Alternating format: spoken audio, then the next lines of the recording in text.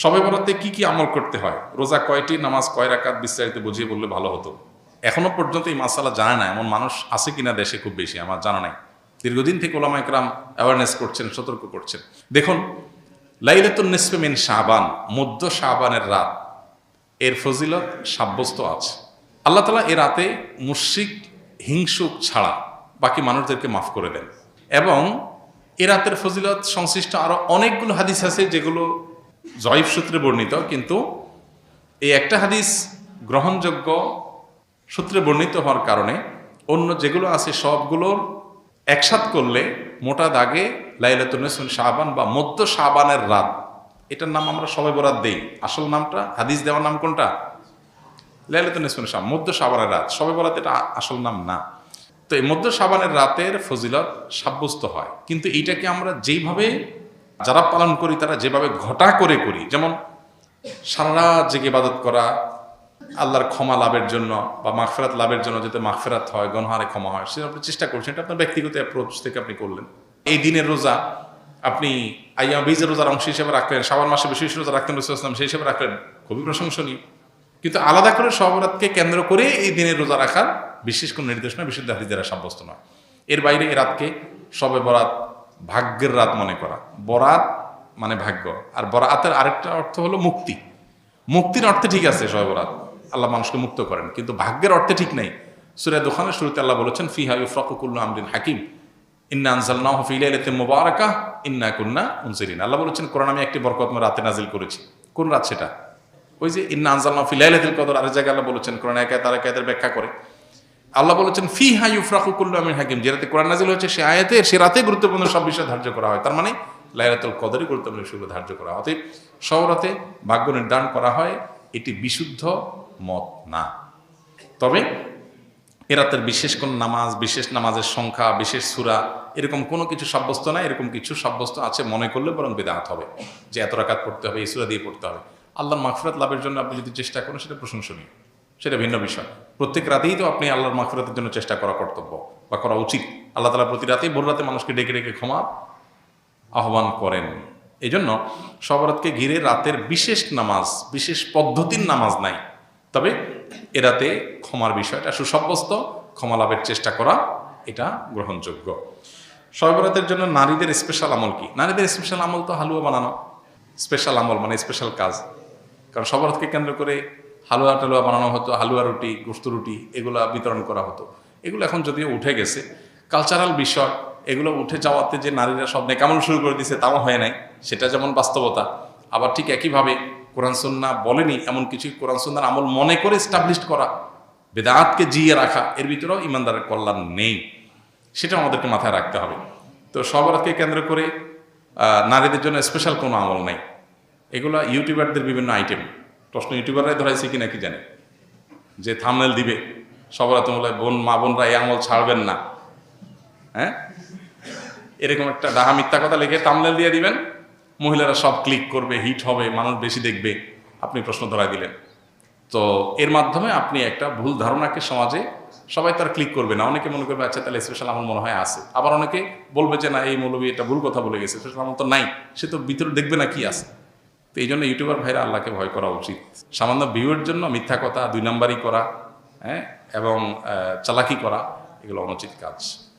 সালাম দিলে 90 নেকি এবং উত্তর দিলে 10 নেকি, কথাটা সহি কিনা? এটাও বহুল প্রচলিত একটি গায়রে সহি কথা। সালাম দিলে 90 নেকি, সালামের উত্তর দিলে 10 নেকি, এরকম এইভাবে কোনো হাদিসে বিশুদ্ধভাবে সাব্যস্ত হয়নি। যেটা আছে সেটা হলো, কেউ যদি আসসালামু আলাইকুম বলে তাহলে সে 10 নেকি পাবে, ওয়া রাহমাতুল্লাহ যদি বলে আরো 10 নেকি যোগ হবে, ওয়া বারাকাতুহু বললে আরো 10 নেকি যোগ হবে, তাহলে মোট কত হলো? 30। এটা হাদিস দ্বারা সাব্যস্ত। দিলে 90 আর নিলে 10, এটা কোনো বিশুদ্ধ হাদিস দ্বারা সাব্যস্ত না। তবে হ্যাঁ, এটা ঠিক যে সালাম নেওয়ার চাইতে সালাম যিনি দিচ্ছেন তার সওয়াব বেশি হবে, কারণ তিনি ভালো কাজের সূচনা করেছেন। আবার আরেকটা ইম্পর্টেন্ট কথা হলো, সালাম দেওয়াটা সুন্নত, নেওয়াটা ওয়াজিব। দেওয়াটা সুন্নত, নেওয়াটা ওয়াজিব। এখানে ইসলামের একটা সামাজিক সৌন্দর্য দারুণভাবে ফুটে ওঠে। সেটা কি?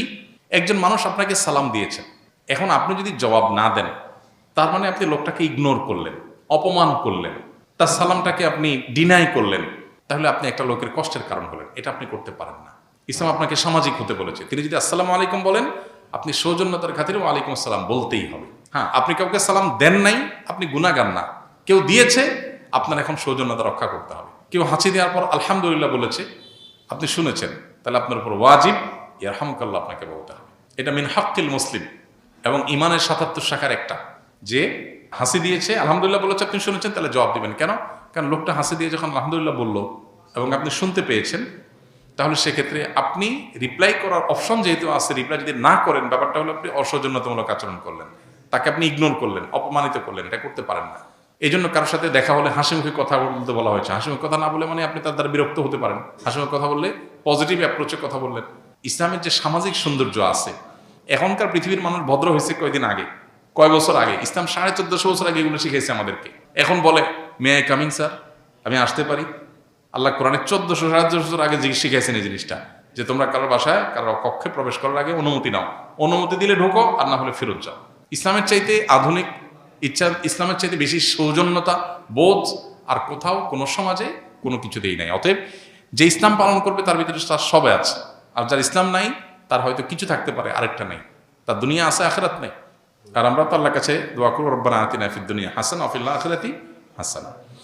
আমির মুআবিয়াহ সম্পর্কে মতামত, ভালো নাকি খারাপ? হাজ্জাজ বিন ইউসুফ সম্পর্কে মন্তব্য, মিলাদ কিয়াম সম্পর্কে মতামত, কেমন টুপি পরা সুন্নাত, রসুল কেমন টুপি পরতেন? অনেকগুলো প্রশ্ন, এক একটা 1 ঘন্টার লেকচার। সংক্ষেপে এতটুকু বলি, মুআবিয়া রাদিয়াল্লাহু তাআলা আনহু নবী করিম সাল্লাল্লাহু আলাইহি সাল্লামের খুব নিকট আত্মীয় ছিলেন, ঘরের মানুষ ছিলেন। কাতেবে ওয়াহি, নবী সাল্লাল্লাহু আলাইহি সাল্লামের প্রতি যখন ওহী আসতো তিনি ওহী লিখতেন। নবী সাল্লাল্লাহু আলাইহি ওয়াসাল্লাম তাকে এতটা বিশ্বাস করতেন যে জিবরিলের বলা ওহী তাকে দিয়ে লেখাতেন, যে কয়দিনকে লেখাতেন তার মধ্যে একজন তিনি ছিলেন। বিশ্বস্ত কোন লেভেলের ছিলেন। এবং রাসূল আকরাম সাল্লাল্লাহু আলাইহি সাল্লামের অত্যন্ত সুনামধন্য সাহাবীদের একজন ছিলেন। মুআবিয়া রাদিয়াল্লাহু তাআলা আনহুর যদি কোনো ভুল হয়ে থাকে, ইস্তিহাদগত বুঝের কোনো ভুল থেকে থাকে, তো সেটার সমালোচনা করার কোনো অধিকার পৃথিবীর কোনো মুসলমানকে দেওয়া হয়নি। নবী সাল্লাল্লাহু আলাইহি ওয়াসাল্লামের কোনো সাহাবীর সমালোচনা, গালমন্দ করা, নিন্দমন্দ করার অধিকার কারণে হাদিসে পরিষ্কারভাবে নিষেধ করেছেন নবী সাল্লাল্লাহু আলাইহি ওয়াসাল্লাম, লা তাসুব্বু আসহাবি, আমার সাহাবীদের গালমন্দ বা সমালোচনা তোমরা করো না। ওনার ছেলে ইয়াজিদের যদি কোনো ভুল হয়ে থাকে, তো ছেলের ভুলের কারণে বাপ আল্লাহর কাছে দায়ী হয় না। কোরআনে আল্লাহ তাআলা বহু জায়গায় একই কথা বলেছেন, ও আল্লাহ তাযিরু ওয়াজিরাতুন উযরা উখরা, কারণ পাপের বোঝা অন্য কেউ বহন করে না, যার যার পাপ তাকেই পাবে। অতএব ইয়াজিদ যদি কোনো পাপ করে, ইয়াজিদের জুলুম, ইয়াজিদের পাপ, ইয়াজিদের খুন, এগুলোর জন্য দায়ী ইয়াজিদ হবে। মুআবিয়া তাআলার উপরে সেটা চাপানোটা হলো জুলুম। হ্যাঁ, আপনি বলতে পারেন তাহলে মুআবিয়া তাআলা তাকে কেন স্থান দিয়েছে এই সেই? ওনার বুঝের ভুল ছিল, উনি বুঝে উঠতে পারেন নাই। উনি মানুষ ছিলেন দিন শেষে। আমরা সাহাবীদেরকে সমালোচনা নাজায়েজ মনে করি আহলুস জামাতের লোকজন, কিন্তু তাই বলে সাহাবীদেরা মানে মাসুম না, তাদের বুঝে ভুল হতে পারে। আল্লাহ যদি কারোর ব্যাপারে বলে আল্লাহ মাফ করে দিয়েছেন, রাদিয়াল্লাহু আনহুম ওয়া রাদু আনহুম, তো আপনি কে সমালোচনা করার? আল্লাহ যদি সাহাবীদেরকে বলে থাকেন যে তোমাদের পরে তারা আল্লাহর পরে সন্তুষ্ট, আল্লাহ তাদের পরে সন্তুষ্ট, তো আপনি কে সমালোচনা করেন? সাহাবীদের পর সমালোচনার রাস্তা আমাদের ওপেন করা উচিত না। তবে হ্যাঁ, তারা সবাই নিষ্পাপ ছিলেন না, মানুষ হিসাবে তাদের ভুল ত্রুটি হয়েছে। সাহাবীদের মধ্যে কেউ জিনা করেছেন, আল্লাহ শাস্তি দিয়েছেন বা দণ্ড বাস্তবায়ন হয়েছে, কিন্তু এমন তওবা কবুল হয়েছে যে পুরো মদিনাবাসীর তওবা দিলেও, তার তওবা সকার অপরাধ দিলেও তার ওই তওবাতে রিকভার হয়ে যেত। এই সার্টিফিকেটও তো পাইছে। তাহলে সেজন্য তাদের সমালোচনা করার আগে 20 বার ভাবতে হবে, 10 বার ভাবতে হবে। ইমানদার কখনো সাহাবীদের সমালোচনা করতে পারে না। বিশেষ করে এই জাতীয় ইস্যুগুলোতে আমরা অনেক ক্ষেত্রে পা পিছলে চাই। হাজ্জাজ বিন ইউসুফ একজন জালেম, অত্যাচারী শাসক ছিল। বহু সাহাবীর খুনি, বহু সাহাবীকে হত্যা করেছে, বহু তাবিকে হত্যা করেছে, বহু নেককার মানুষকে হত্যা করেছে। খুন খারাপি করা তার নেশা ছিল এবং তার অন্য যত গুণ আছে, তার বেশ কিছু অবদান আছে, বেশ কিছু ভালো কাজ আছে, কিন্তু সে অ্যাজ এ শাসক একজন অত্যাচারী জালিম শাসক ছিল। যেহেতু হাজ্জাজ বিন ইউসুফ কোনো সাহাবী না, অতএব তার মানে সাহাবীরা কেউ জালিম ছিলেন না, নাউজুবিল্লাহ। সাহাবীরা কেউ এই লেভেলের গুনাহ করেন নাই। মানুষরা ভুল করেছেন, আল্লাহ তাআলা তাদের মাফ করেছেন, ঘোষণা দিয়েছেন আগাম, বা তারা তওবা করেছেন। বদর যুদ্ধে অংশগ্রহণকারী সাহাবীদের সম্পর্কে নবী করিম সাল্লাল্লাহু আলাইহি ওয়াসাল্লাম বলেছেন, আল্লাহ বলেছেন, নবী সাল্লাল্লাহু আলাইহি ওয়াসাল্লাম বলেছেন, আমালু মা শি'তুম ক্বাদ গাফারাল্লাহু লাকুম। যারা বদর যুদ্ধে শরীক হয়েছেন 313 জন সাহাবী, নবীজি বলেছেন, সহিহ বুখারীর হাদিস, আমালু মা শি'তুম, তোমরা যা খুশি করতে পারো, ক্বাদ গাফারাল্লাহু, আল্লাহ তোমাদের অগ্রিম মাফ করে দিয়ে রাখছেন। তাদের সমালোচনা আপনি কিভাবে করেন, কোন অধিকারে করেন? আমি করতে পারি না আসলে।